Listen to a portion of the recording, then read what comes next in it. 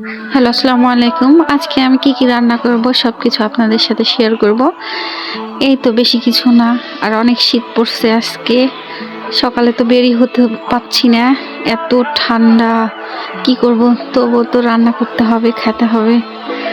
তো আজকে রান্না করব ছোট মাছ পুরপুরি, আলু ডিম দিয়ে ঝোল, আর বেগুন বাটার মাছ দিয়ে একটু রসা করব।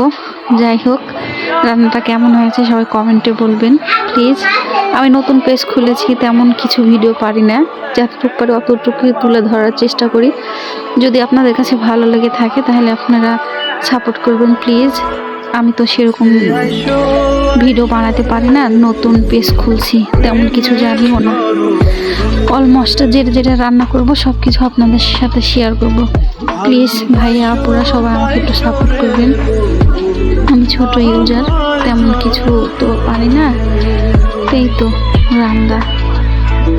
আমাকে সাপোর্ট করবেন, আমি সবসময়ের জন্য সাপোর্ট ব্যাক দিব ইনশাআল্লাহ। আমার পাশে থাকবেন সবাই, আমিও আপনাদের পাশে থাকবো।